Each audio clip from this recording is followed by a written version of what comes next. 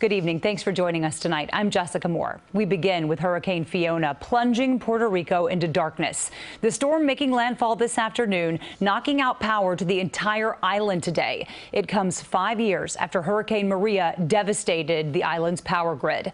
Already, President Biden has declared a state of emergency for the island, and Governor Hochul says the state will send any help that's needed. Let's go right over to meteorologist Vanessa Murdock with a look at what's happening now. Vanessa. Well, Hurricane Fiona is a Category 1 hurricane with winds of 85 miles per hour. While the center of the storm is no longer directly over Puerto Rico, certainly the impacts of this Category 1 hurricane are still being felt.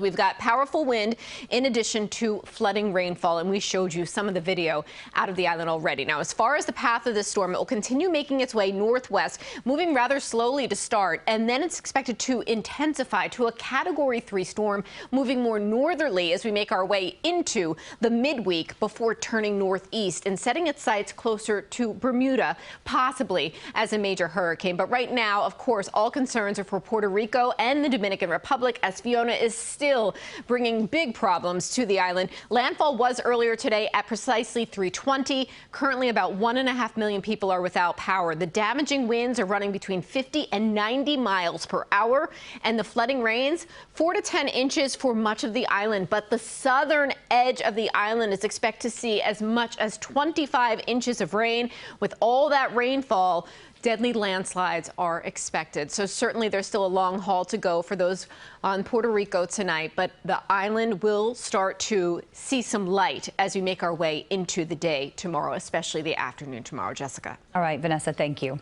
Tonight, the governor of Puerto Rico says there are reports of catastrophic damage and flooding in several areas. The governor also says there are multiple reports of downed trees, power lines, and mudslides. He also says a bridge collapsed about 60 miles west of San Juan.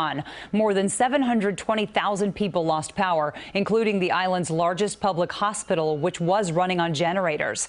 The governor says in some areas, crews are already working to restore the power.